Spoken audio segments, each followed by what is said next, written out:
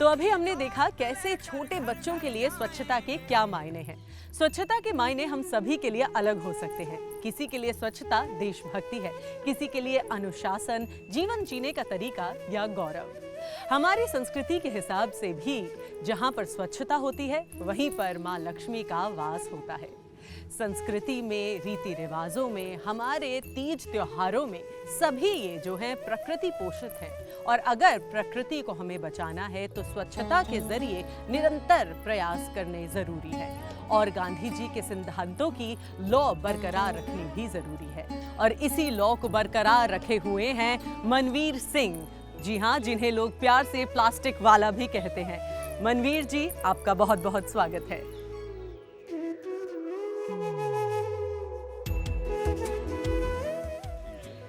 हम लोग जिसको बेकार समझते हैं, ट्रैश समझते हैं, प्लास्टिक वेस्ट समझते हैं, ये उसको कला का रूप देने में माहिर हैं।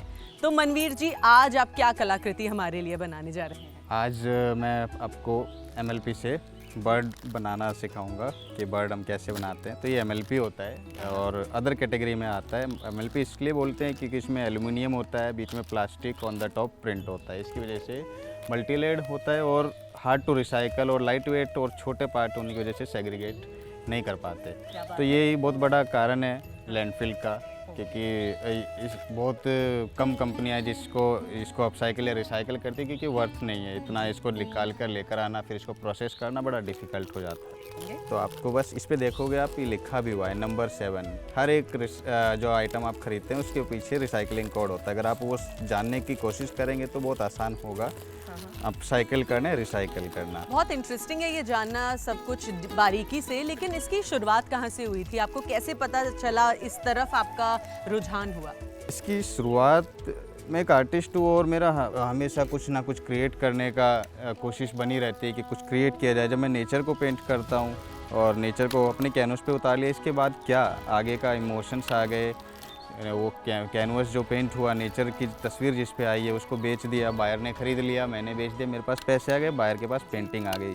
बात सब्जेक्ट की नेचर की, उसको कुछ नहीं मिला। लेकिन ये दोनों आपके एक तरह के पैशन है, आर्ट भी और स्वच्छता बरकरार रखना भी। मतलब दोनों को एक लाइन हम कैसे यूज कर सकते हैं, मैंने बस उसी को आगे देखा कि भाई मैं क्या कर सकता हूँ अपने एंड पे। तो मैंने प्लास्टिक को एज ए माध्यम के तौर पे इस्तेमाल किया और इसी में जन चेतना का काम किया, क्योंकि एक बड़ा अगर आप कुछ करना चाहते हो तो आप अकेले नहीं कर पाओगे, इसलिए लोगों को जोड़ना ज़रूरी था। अगर मैं लैंडफिल से कूड़ा उठाता तो भी बदलाव नहीं आता, क्योंकि मेरे होने तक ही वो कूड़ा मैं उठा पाता, उसके बाद कोई नहीं उठाता उसको।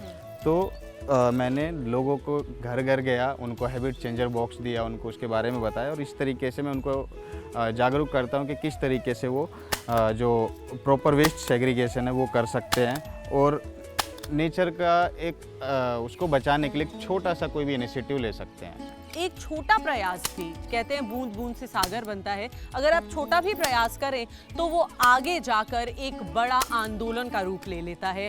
स्वच्छ भारत भी एक ऐसा आंदोलन है जिसमें हम सभी छोटा छोटा भी अगर योगदान दें तो हम अपने लक्ष्य को पा जाएंगे।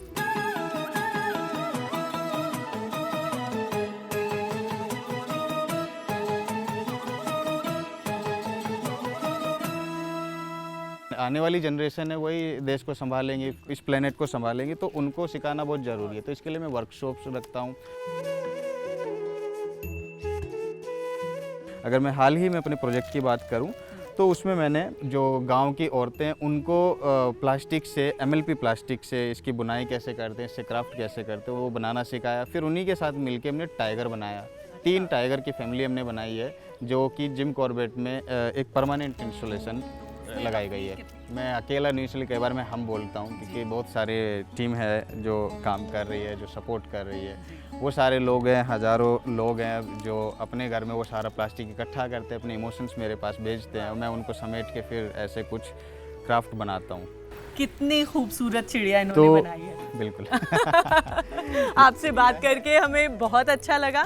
हमारे साथ अपने एक्सपीरियंस साझा करने के लिए बहुत बहुत धन्यवाद। Thank you. तो हमने देखा कैसे मनवीर जी की छोटी सी शुरुआत ने आज एक आंदोलन का रूप ले लिया है। स्वच्छ भारत अभियान से जुड़ गया है उनका आंदोलन आज। जैसे गांधी जी ने अपने सिद्धांतों से पूरे विश्व में देश का नाम रोशन किया था, उसी प्रकार मनवीर जी न सिर्फ हिंदुस्तान में, भारत में, बल्कि विदेशों में जाकर भी अपनी इस पहल को लेके जा रहे हैं। आइए आज इस प्रोग्राम में आगे और भी लोगों से बातचीत करेंगे और भी कलाकारों से रूबरू होंगे और स्वच्छ भारत की इस बातचीत को जारी रखेंगे।